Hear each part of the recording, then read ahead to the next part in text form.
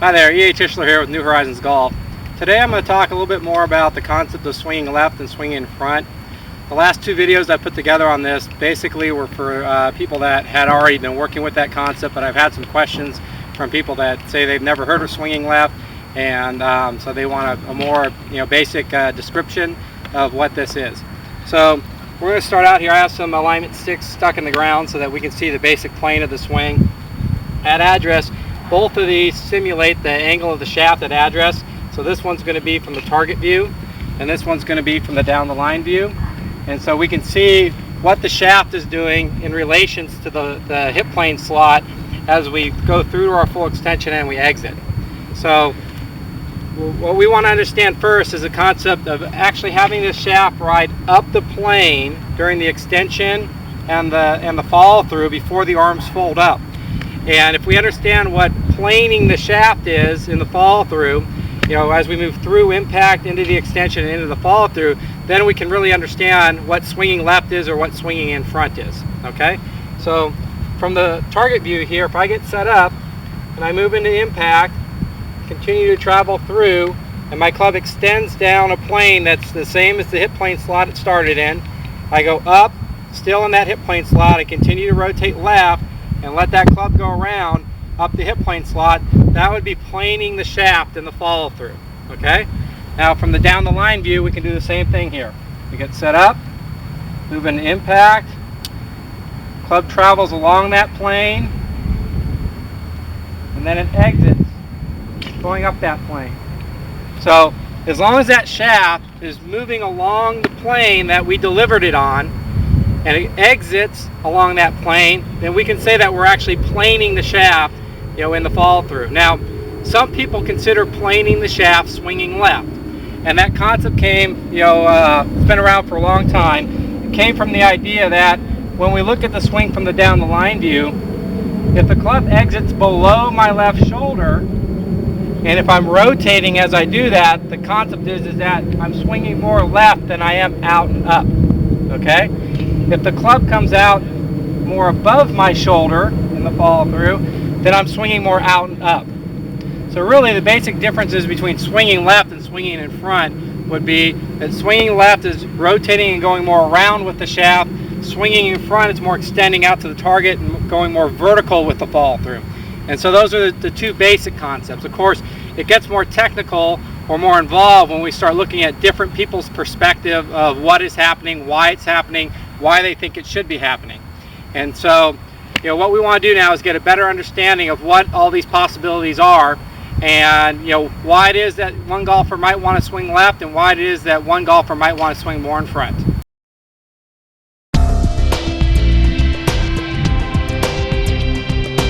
Okay, now I've adjusted my alignment stick so that I have a plane angle now that when I'm rotating and following through is going to go up through my turn left shoulder in the follow through. So you'll notice that if I get set up, move into impact, and move through the full extension and up the plane, as I continue up that plane, that club is going to exit through my left shoulder as it's turning in the golf swing. So let's look at that once again.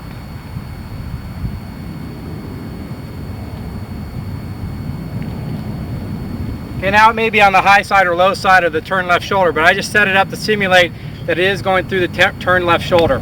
The reason why I'm doing that is that's sort of the benchmark, because flatter planes are going to exit more left below the shoulder and more upright planes are going to exit more above the shoulder. So through the shoulder is sort of the benchmark for instructors in general that are looking for whether you're swinging left or whether you're swinging through the shoulder or whether you're swinging more in front.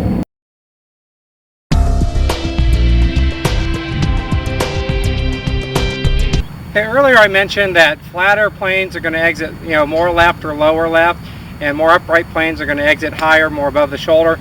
So I've got the three basic planes set up here.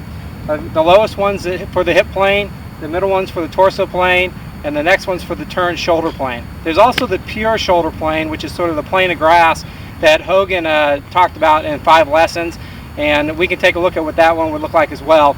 But these are the three that are more associated with more rotary golfers, and typically it's the rotary golfer that is looking at swinging left or trying to get the concept of swinging left down. So if I get set up here and I get my shaft set up for the hip plane slot, so the address angle is about the same. And remember that camera angles are kind of deceiving, so they may not look perfectly, exactly where they need to be, especially since this club is closer to the camera than the shaft. But we're going to simulate it as close as we can just to get the idea here. So again, I get set up, club set up in the hip plane slot. I move into impact, go ahead and rotate. Shaft is going up the hip plane slot right now, then it exits, and we can see how low left below my shoulder that club is exiting right now. So if I start over, go up the torso plane slot, let my hands raise a little bit of impact right now because that's going to be in the torso plane slot right there, and I move up the torso plane, then I go ahead and let it exit. We're going to see it's below the left shoulder, but it's closer to the left shoulder now. So that's going right up through the torso plane. Now let's go through the turn shoulder plane. So again, at address, I let my hands raise again, so I'm in the shoulder plane slot right now. I move up the shoulder plane, let it exit, and it's going to be going through my left shoulder somewhere, so that's going through the turn shoulder plane. So again, depending on how you slot your swing, what slot you deliver the club on, that's going to actually have a large influence on what plane you exit on. Ideally, we'd like those to match. So if you're a hip plane slotter, you're going to want to deliver it in the hip plane slot at impact, and you're going to want to exit up the hip plane slot if you're a swinging left type of golfer. If I'm a torso planer, I'm going to slot it in the torso plane, deliver it impact in the torso plane, extension in the torso plane, and again exit in the torso plane. If I'm a shoulder plane slotter, I'm going to deliver it in the shoulder plane, impact in the shoulder plane, extension in the shoulder plane, exit in the shoulder plane. So any golfer that has the concept of swinging left, that's trying to swing left, what you basically want to do is make sure that your exit is going up the inclined plane, what I like to call planing. So during the downswing, we want that shaft to be planing in the slot that matches your biomechanics, and during the exit, we'd want that shaft to match that same plane. So it really helps to understand what type of plane pattern or slot pattern your body owns as far as its biomechanics are concerned, so then you can understand what type of swinging left works for you. Now, a lot of golfers or teachers would argue that when the club exits through the turn left shoulder, that's too vertical to actually be swinging left, okay? And their concept is that you have to be below that or underneath the shoulder to swing left. Well, in my view, if you're a rotary golfer and you're rotating through and your club is riding up the inclined plane that matches your slot, then you are swinging left, okay? Now let's look at a different view of what swinging left might be here, okay?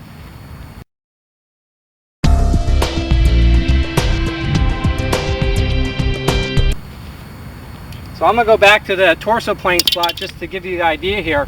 Some people would say that during the exit, you want to make sure that you exit below that slot that you were delivering on, and they argue that that's more swinging left. To me, this is just a different concept of swinging left, and this does have a valid concept in the sense that if I'm a torso plane slotter and I deliver it in the torso plane, impacts in the torso plane, and I move through the torso plane to my full extension, and then from here, if I release my postural angles and rotate left, we're going to see I'm going to exit below the torso plane on the way out. So that's just simply another version of what swinging left might be. All right. If I were to swing through and I was to extend more out down the line, you'd see I'd be above that plane. And when I came through, since I'm above the plane, I would exit much higher above my shoulder, and that would be more of a swinging in front sort of concept there. So when we look at the plane line, that inclined plane, there's three basic options.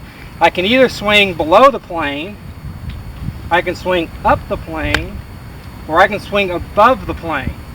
And so, golfers that swing above the plane are definitely never considered swinging left type of golfers. Golfers that swing below the plane are often considered swinging left golfers, and sometimes golfers that are swinging up the inclined plane are also considered swinging left golfers. So you're going to have to decide for you what concept you want to work with and which one works best for you. All right?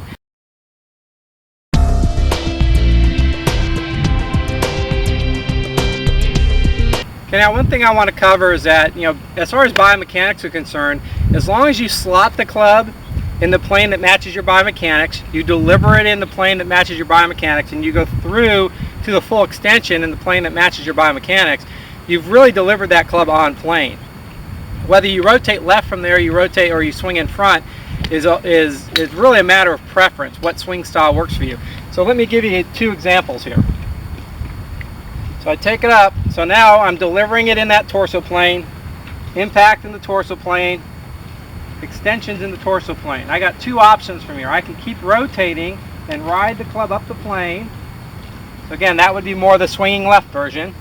Or once again, I could slot it in the torso plane, impact torso plane, extension torso plane. Now from here, I can actually keep my arms more in front of me as I refold, and that shaft's going to exit more vertical above my left shoulder. So again, that's more of a swinging in front concept. All right.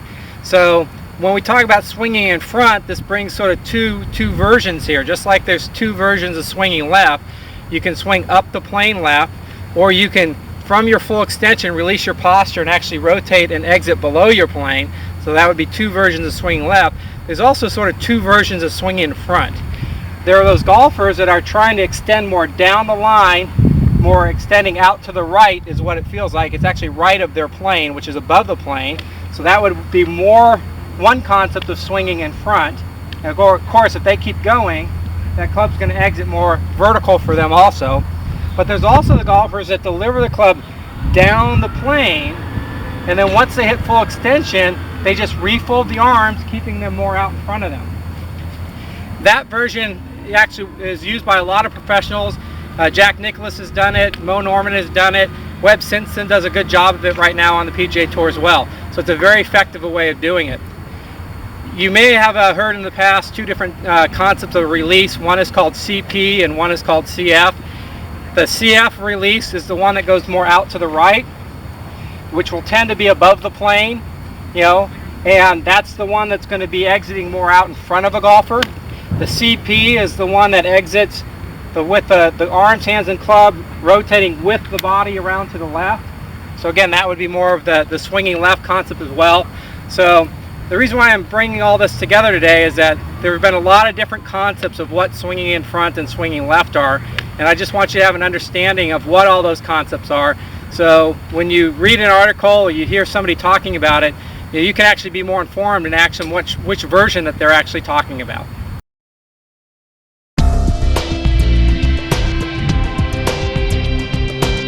Okay, earlier I mentioned that there's 2 different shoulder plane patterns, you know, that we talk about in the golf swing as well.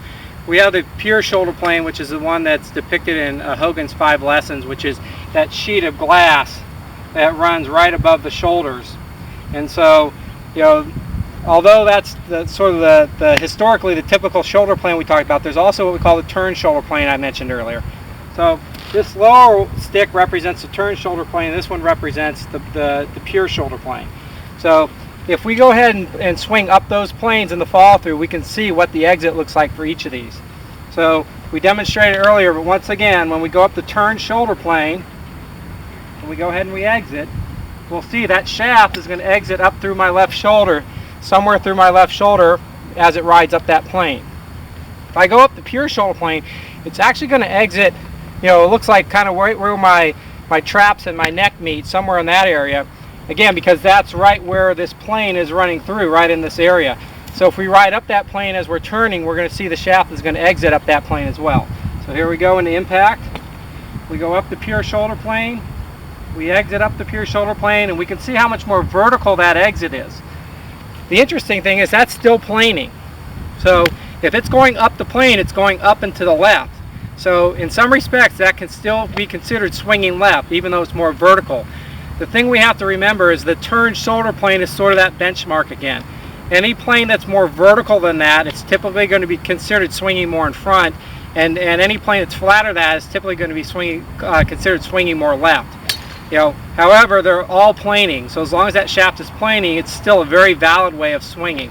You know, we can look at, you know, the verticalness and the flatness of the planes from the target view as well. It's obvious that the more vertical a plane I swing on, the more the arms are going to have that sense of staying more out in front of me, especially if I'm looking at it from the down the line view. The flatter the plane is, the more the arms are going to look like they're swinging around to the left. Okay, so that's just due to the actual verticalness or flatness of the plane. That really has nothing to do with is the golfer a rotary golfer Are they actually swinging in a manner where they're trying to keep the arms more in front of them as they swing, or are they a golfer that's trying to get those arms swinging around more to the left? It actually has more to do just with the plane angle. So when we're talking about swinging in front and we're talking about swinging left, we can also think of it in terms of what's the action the golfer is trying to create. So a lot of golfers build their swing around the concept that they want to keep their arms in front of them throughout the whole golf swing. Well, the more you're trying to keep your arms in front of you throughout the whole golf swing, the more your exit's going to have that in front look. The more you're trying to get your body to rotate and to get more depth in your golf swing in the backswing and more depth in the follow through, the more rotating left or swinging around you're going to look. And that's going to happen on a flatter plane than the golfers that try to keep that club more in front of them. Okay? So these are the basic concepts we've been looking at. To recap, we want to think of that turn shoulder plane sort of as the benchmark. Any plane that's flatter than that is definitely going to have a look of swinging left. If you're swinging up one of those planes, you release your posture and rotate more left, it's going to have even more of an image of swinging left. If you're on a plane that's more vertical than the turn shoulder plane, it's going to have the appearance of being more in front, even if you are planing up that plane in the follow through. And golfers that are trying to get the sense of keeping the arms more in front of them throughout the whole swing will definitely have this look of swinging more in front in the follow through.